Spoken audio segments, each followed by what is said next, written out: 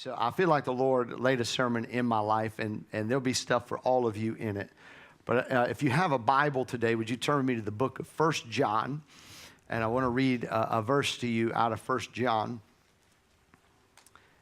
It's quiet in this church house. Everybody's like, I just want to get outside and get the ice cream. Pick me. All right, from 1 John chapter 1, and I want to read verse 5.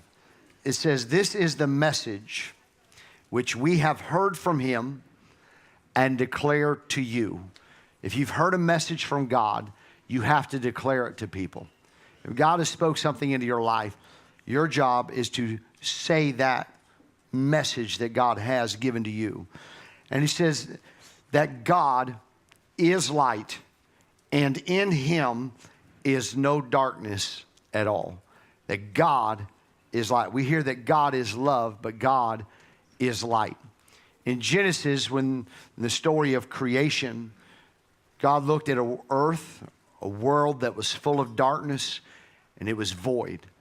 And God spoke, and he caused light to come, because he is a God of light.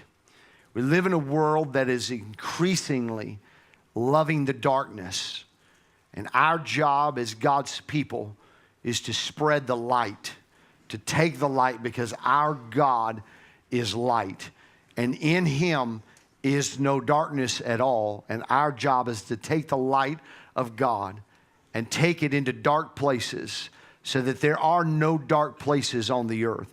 Because where God's people are, there is light, because he is a God of light.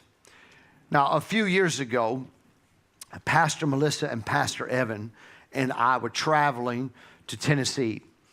And it was on a Wednesday. We had to drive down and just drive back. And so they're driving and they're talking on the way down there. And on the way down, we had a little bit of time. And we went to a mall. And Melissa and Evan have a spiritual gift called shopping.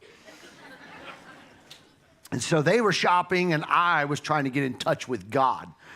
And so they come out, and they had bought brand new sunglasses. And so on the way home, they're in the front, and they both have their new sunglasses on, and I'm in the back.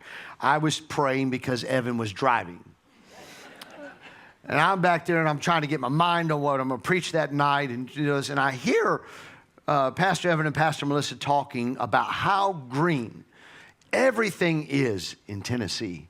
They're like, man, it wasn't this green in Illinois, and it wasn't that green on the way down here, but now everything is so green and so beautiful and so amazing. They're just going on and on about it. And because I was in the back praying, being hyper spiritual, I realized that it was something so profound and so godly, the answer to this problem. I just simply lifted my head up from reading my Bible, and I said, "It's your sunglasses." And they were so amazed at my wisdom. And so they would take their sunglasses off a little bit and put them back on, off a little bit, and put them back on. And they realized that their new sunglasses, their polarized sunglasses, was making everything so much more beautiful. And they thought that it was just that they were in Tennessee and they were no longer in Illinois. And so they thought that it was a different change of scenery, a change of location that made everything so beautiful, when in fact, it was just the lens through which they were looking. And so often in life, we think a change of location, a change of a job, a change of relationship, a change will make things prettier. When the reality is, if you would just change the lens through which you're looking at things through, it'll change your whole perspective on everything. So I want to just talk to you for a minute about a word called polarized. And I would live in a world, and you live in a world now, that is as polarized as it has ever been. Our world is divided up into camps now, and anybody who leaves one camp and makes their way to the other camp is an enemy. If you're a Christian, you're now in one camp. We consider ourselves to be people of love, and the world considers us to be people of hate. We consider ourselves to be people of light, and shining God's love, and they consider us to be something far different. Then those of us that are in our world, the church world, we look at the world and we put them in camps and we put them in little things that we have prejudged, our prejudices, that those people don't want anything to do with God. They don't deserve anything. They just deserve the judgment of God. I hear all of these statements, and we live in a world now that is so polarized. And I think as the church begins to look at things, I think it would be very healthy for us. It would be very godly of us. I believe that the Lord is speaking to us, telling us we need to change the way we're looking at our world. We need to change the way we are viewing the people of our world. We need to put on a different lens. And when we look at the world through the lens of Jesus, we will find out that the world actually is in search of this light that we have within us.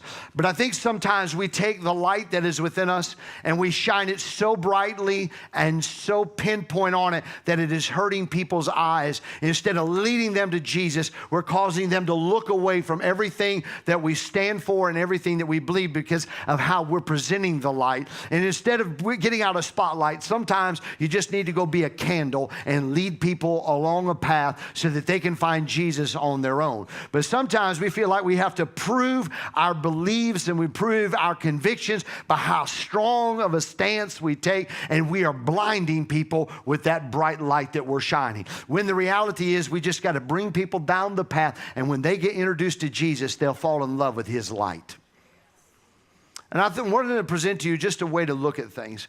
And at the end of this service today, all of you young people, all of you that are in this room going back to school, and all of you teachers, Melissa and I wanted to give you a gift. It's a gift to remind you that when you look at the world, don't look at the world through the eyes of political party. Don't look at the world through the eyes of churches. Don't look at it through the eyes of your background, your heritage. But you got to look at the world through the eyes of Jesus. What does Jesus see when he sees people?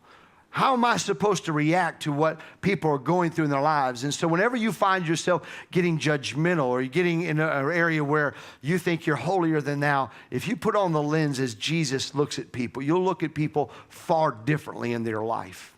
In John chapter 1, John, the writer there, he begins in John chapter 1, and he says some interesting things. And he begins by saying, in the beginning was the Word, and the Word was with God, and the Word was God.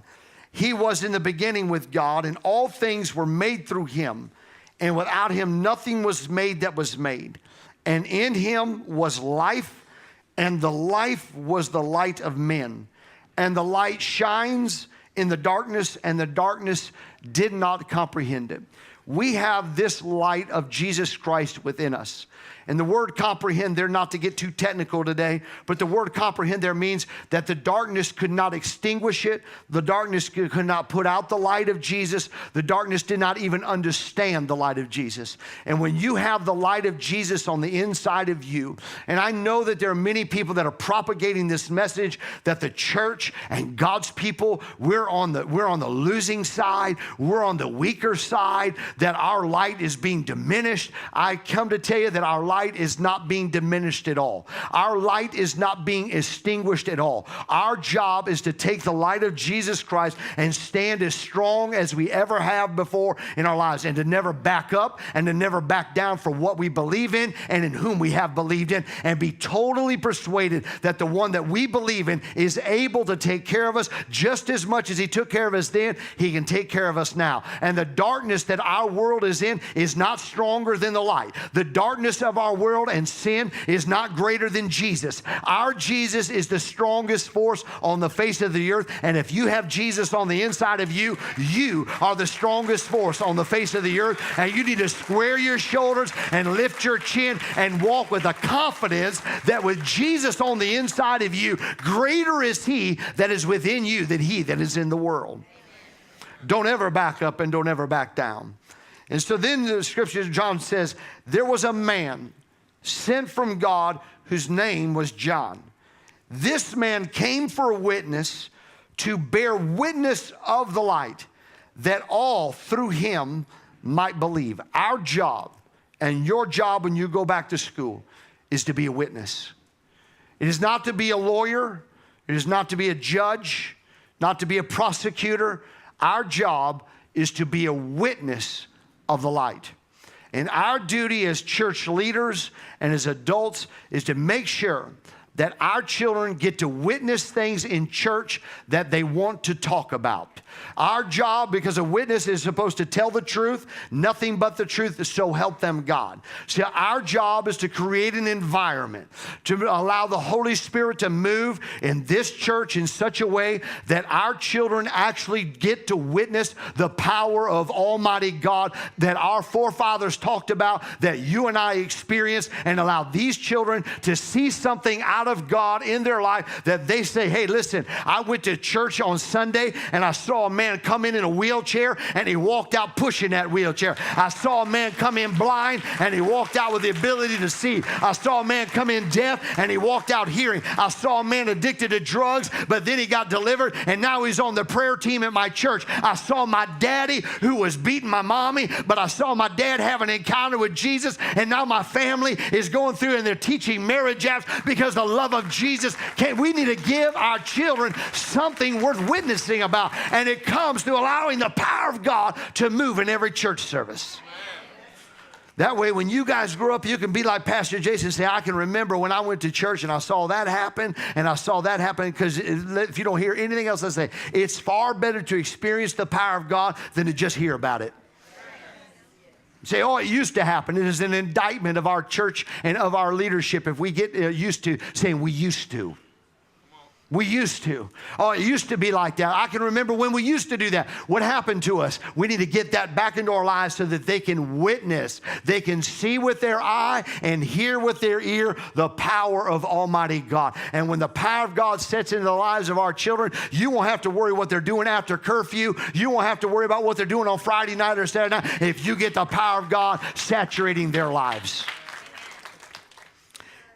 He said, this man came to be that witness, to bear witness, that all through him might believe. That witness was not the light, but was sent to bear witness of that light. That was the true light, which gives light to every man. Can y'all say that? He gives light. That's a few of you.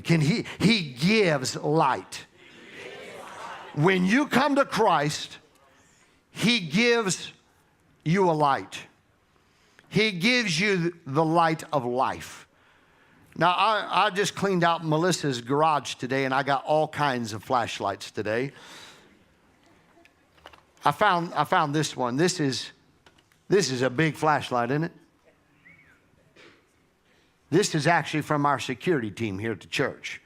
You could use this for a lot of things. Like you could take up the offering with it.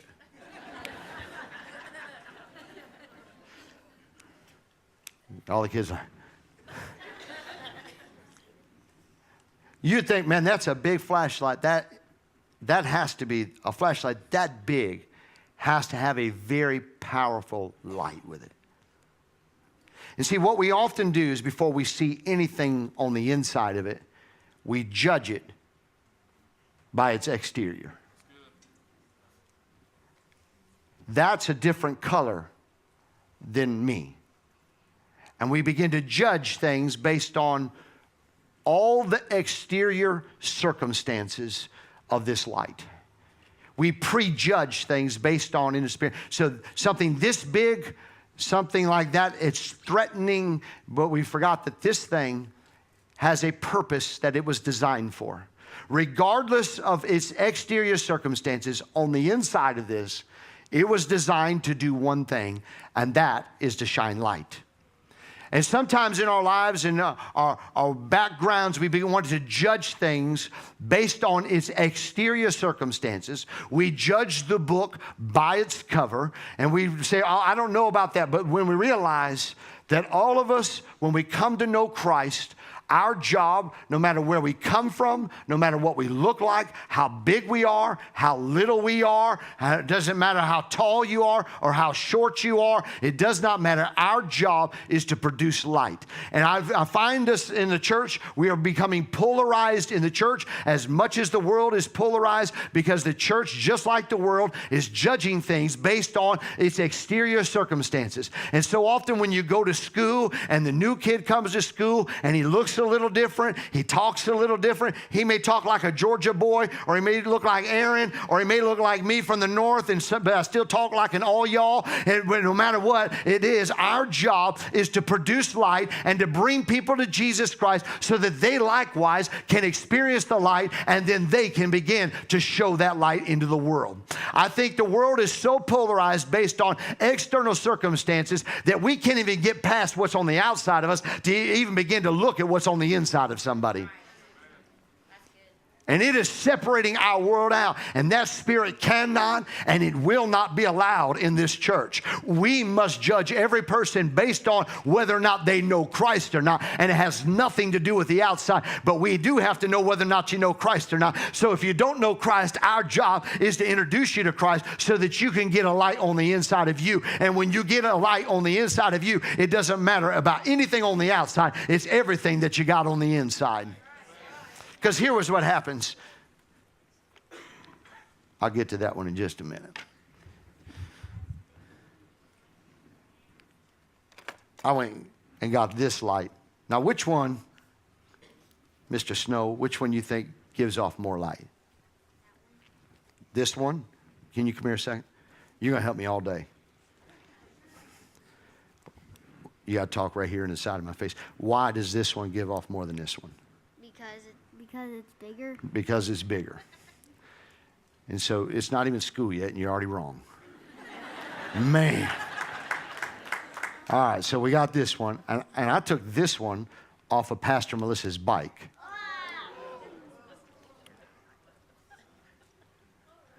And we're just going to shine it on Miss Page. Now, this one was designed for our security team. It's got a purpose. But it's got light. It's a light. This one was designed for Melissa to get home at night without a map, without Siri saying, turn here. It's a bright light. But they're both lights. Matter of fact, I took this one off the back of her bike. You push that button. Yeah, right there. Yeah, push hard. There you go. Now, different color of light. Let me go this way. Here you go. You can hold those two. Just don't shine them in the sweet lady that's running the computer back there. I had to pray for a healing after the 9 o'clock service on her. Different color of light, not as strong, but equally as valuable. Because this is on the back of her bike, telling all you people who drive like maniacs in energy, don't hit me on my bike. And all these kids are right there. I saw you guys going, no, he's talking about you. You're driving 95 miles an hour in a 25 mile an hour zone. So we have these on our bikes saying, please don't hit us. And I think sometimes we look at people and say, oh, he's the pastor of the church. His light is more important than me. And I'm back in the nursery. But they're all is equally important, because each light has its own function and its own purpose in the house of God. Let me say it to you like this, as you going back to school. Some of you may be the star quarterback in your high school, and everybody thinks you're Mr. Big Shot, and you're the most amazing guy, or you're the lead cheerleader, and your light shines brighter than somebody else's. But meanwhile, those of you that are doing really good in school, you're doing the same purpose as they're doing. Even though this person looks like they're a big, much brighter light, you are shining the same amount of light as the other person who you think is Mr. Popularity. Your job is also to shine the light of Jesus Christ, because light is supposed to bring people to Christ. And he gives every person who comes to him, he gives them light, but he gives each of us a different function and a different purpose. But all of our light is important. Thank you, sir. I'll bring you back up in just a second. Because we're in Southern Illinois, I thought I would do this one. Everybody's like, oh, good Lord, what's he going to say? What's he going to say? And it's a beautiful thing. I can't find this thing because it's in camo.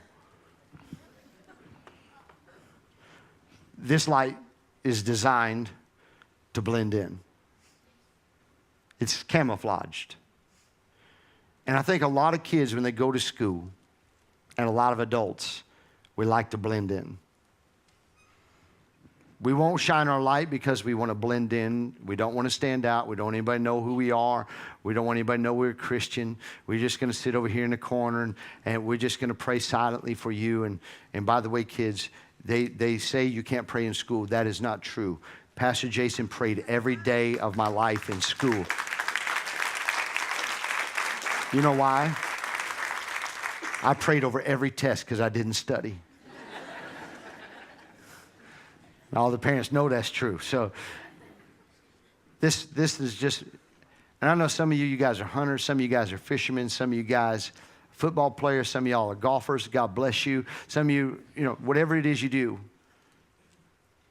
But your job is not to blend in. Hang with the crowd you want to hang with. But your job is not to blend in. This thing blends in until I turn the light on. And when I turn the light on, it doesn't matter how it's dressed, or what position it holds, it stands out. And your job, if you have Jesus on the inside of you, is not to blend in. Your job is to stand out.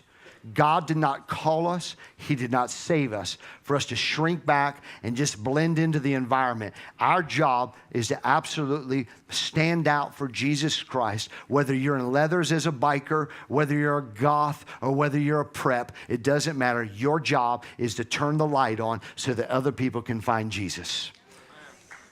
Now, Mr. Zachary, you do me a favor. Can you turn this light on?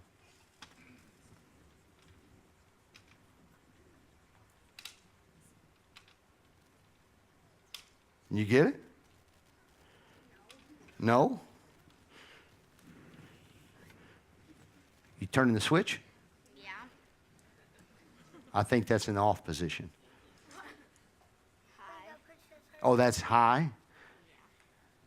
Okay. Turn it the other way. Oh, you think you can do it, Tyson? All right, come on, you can do it. Yeah, go ahead. Yeah, it's on high. You want to try it too? Yeah, come on. You can try. Probably the what? Probably the... I got batteries in there, but yeah. You want to try it too? You think you can do it? You think it takes a woman's touch? Yeah, come on.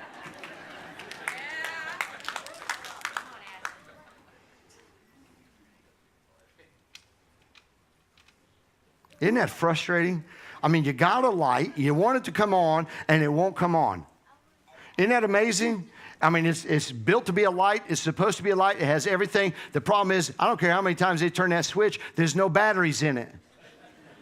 And isn't it frustrating? You think people are Christian, they look like a Christian, they're wearing an SIWC t-shirt on, and when God needs you to come on, you can't come on because you got no power underneath you.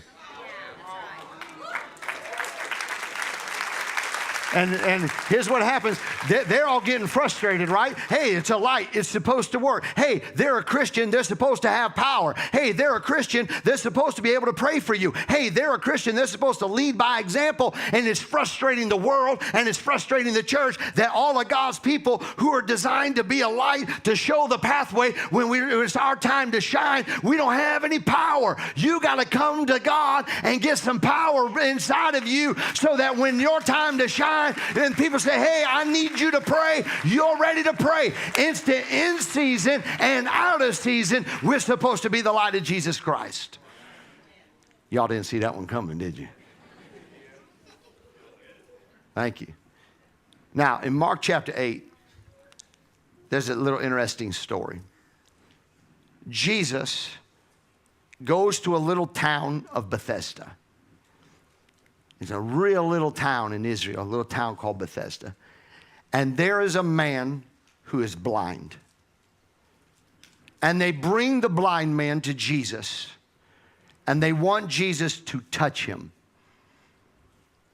Jesus takes the man and he leads him out of town.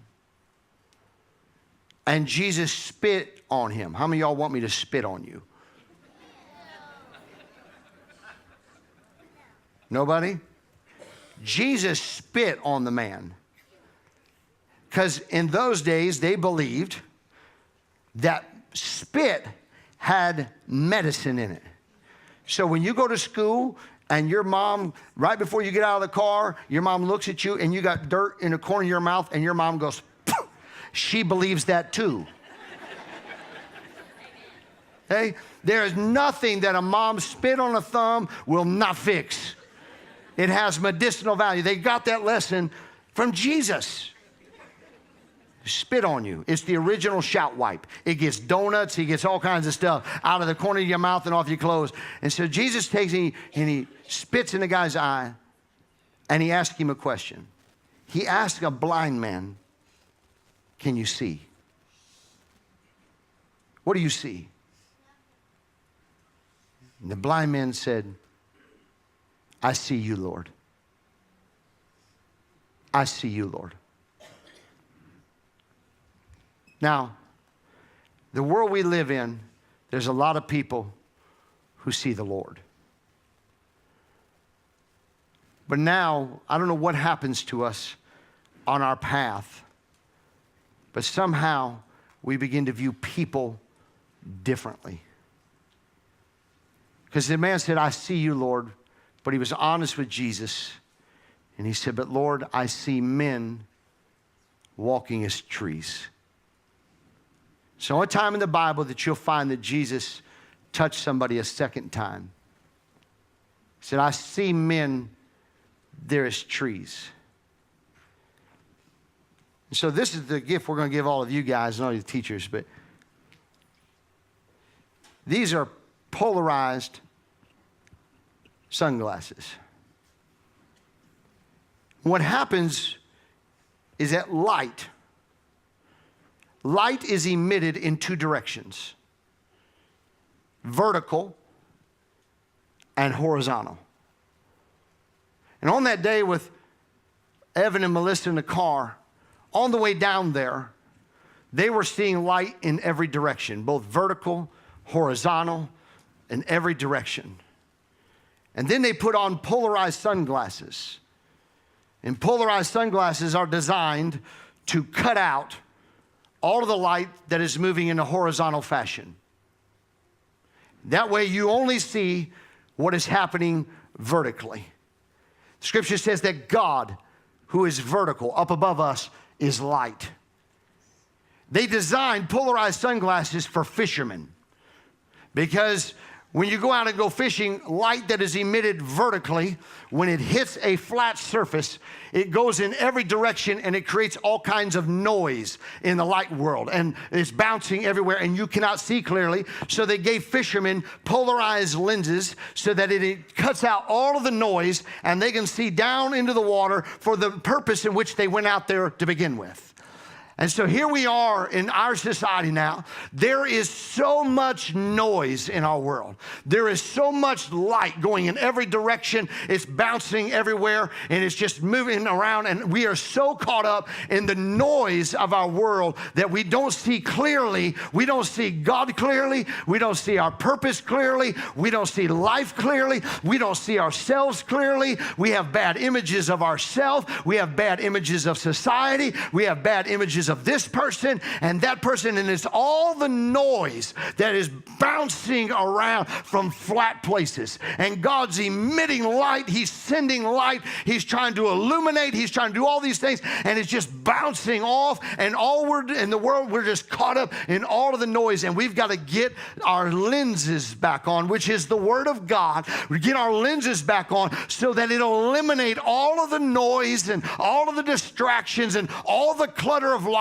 so that we can see the vertical light and it'll show us the purpose for which we were originally designed for. And it's not all of this stuff, it's this stuff right here.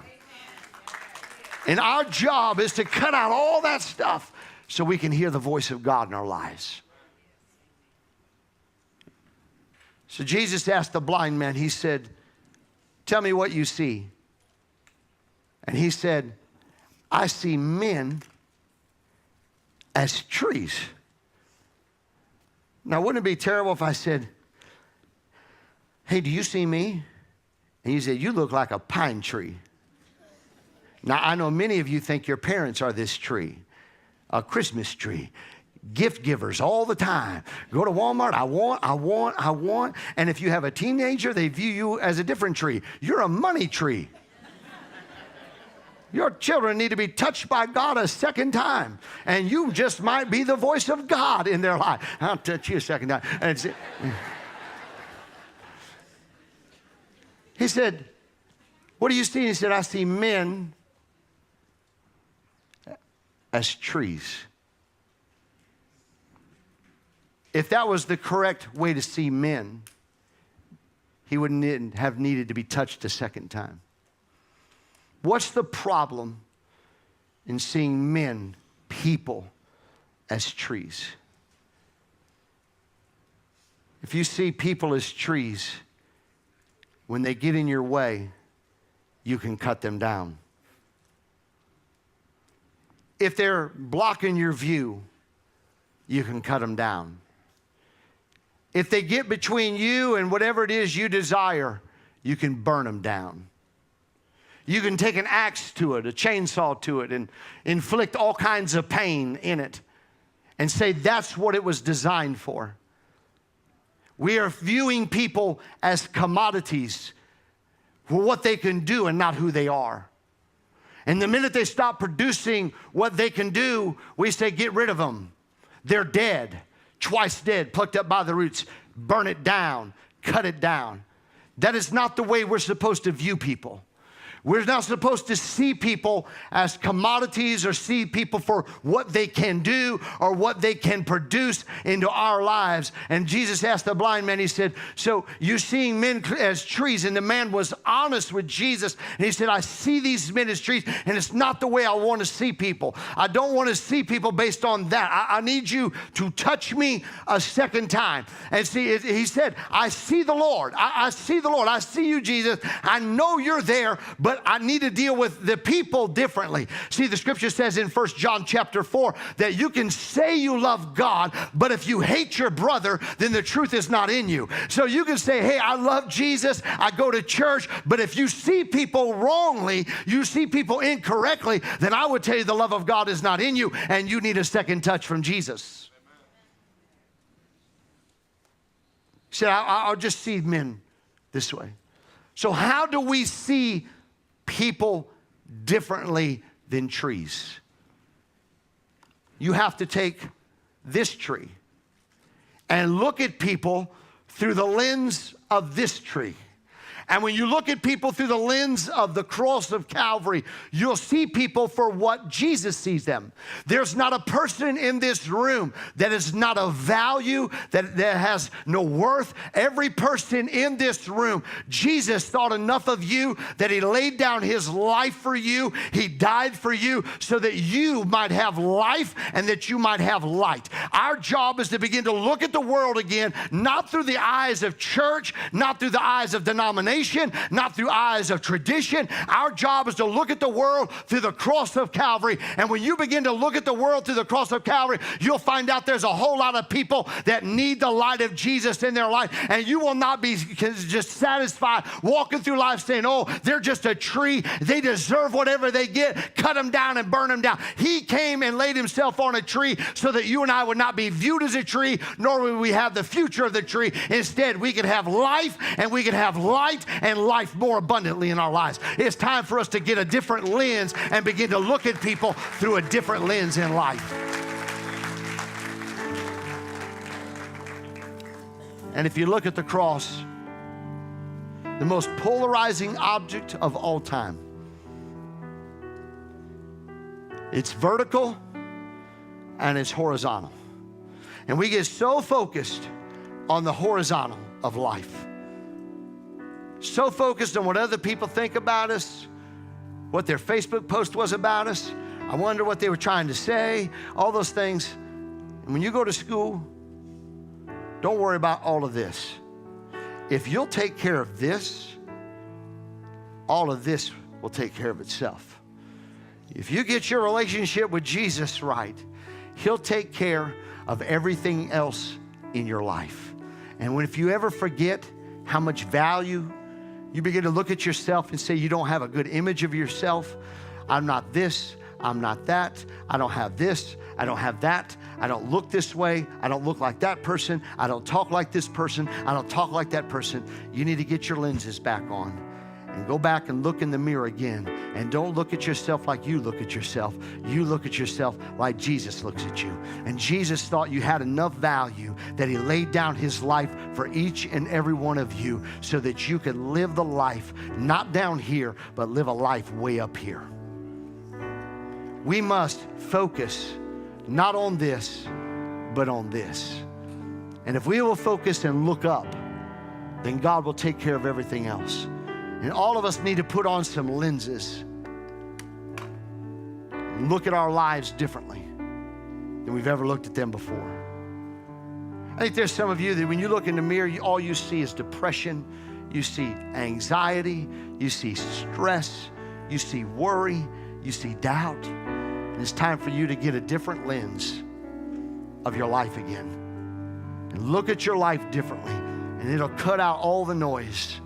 When you get close to Jesus, it'll cut out all the noise of everybody else's thoughts and words, and all you find out is what he has to say about you, and it clears a whole lot of things up in a hurry in your life.